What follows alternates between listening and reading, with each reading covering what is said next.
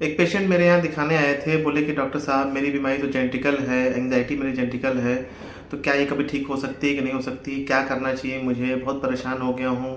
अब चूंकि जेनेटिकल है तो लगता है कि ठीक ही नहीं होगा, क्या करना चाहिए मुझे, इसका मुझे उचित सलाह दीजिए।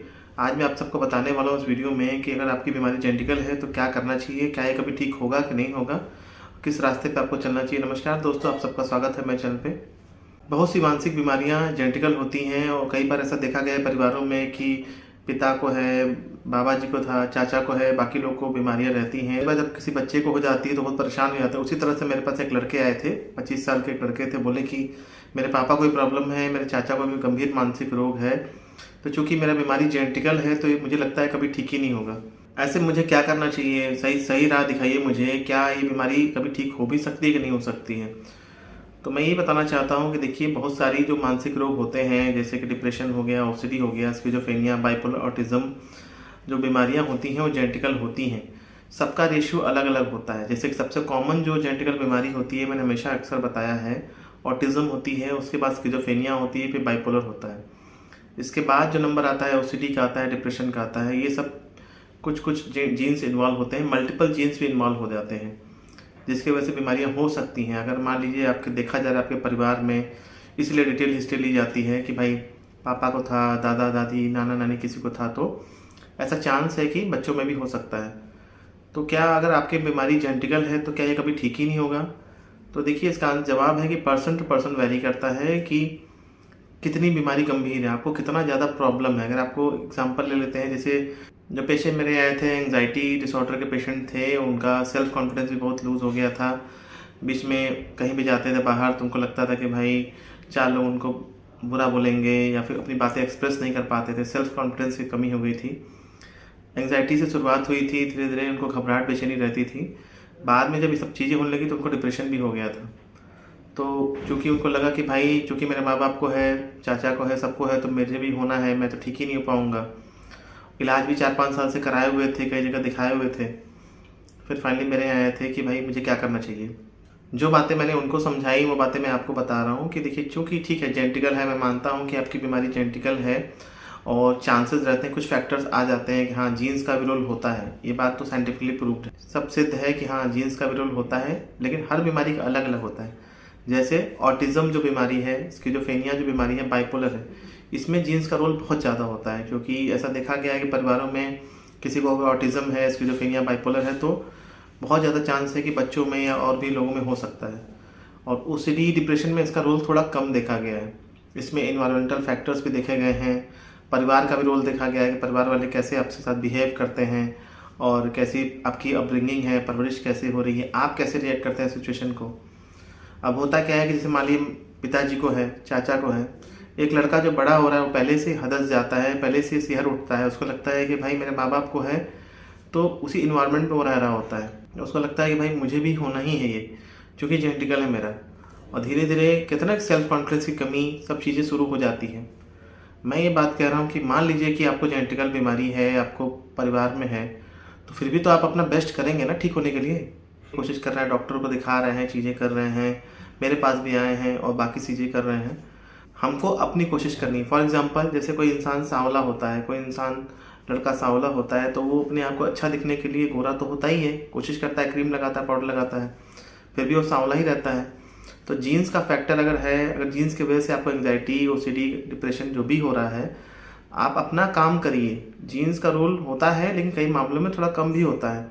और खासकर इन बीमारियों में जो ओसीडी, डिप्रेशन होता है, फोबिया होता है, इसमें अगर हम अपने मन को मजबूत कर लेते हैं, कुछ स्किल्स सीख लेते हैं, कुछ टेक्निक सीख लेते हैं, ट्रिक्स जान लेते हैं कि भाई कैसे इनसे लड़ना है, कैसे इस नेगेटिव पैटर्न को तोड़ना है, तो चीज़ें ठीक हो जाती हैं। जैसे कि अब जैसे वो बोल रहे थे कि हम अपनी बातें सबको बता देते हैं तो लोग हंसते हैं मेरे पे। मैंने बोला कि अपनी बातें सबको नहीं बतानी है, कुछ खास लोगों को बतानी है।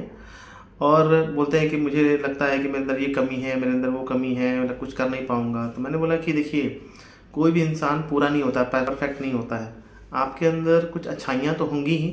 इंसान को खुश रहना है तो अपनी अच्छाइयों को देखना है कि क्या मेरे अंदर अच्छाई है। अगर आपके बारे में कोई नेगेटिव बोल रहा है, कुछ उल्टा सीधा बोल रहा है, तो उस कमेंट को देखिए, उसको देखिए कि क्या वो सही बोल रहा है कि बस ऐसे आपको क्रिटिसाइज़ करने के लिए बोल रहा है। उसको इम्प्रूव करते जाइए, धीरे धीरे इम्प्रूव करते जाएंगे तो चीज़ें ठीक हो जाएंगी। जैसे कि कोई ऐप होता है, जैसे आजकल के ज़माने में ऐप होते हैं, आप सब समझ सकते हैं मोबाइल में, कुछ समय के बाद वो अपडेट मांगता है। अपडेट क्यों मांगता है? कुछ कमियों को वो दूर करता है। तो अपडेट में फिर नया वर्जन आता है, मोबाइल में नया वर्जन आता है, तो नए वर्जन को हम जब अपडेट कर लेते हैं तो चीज़ें और स्मूथ हो जाती हैं।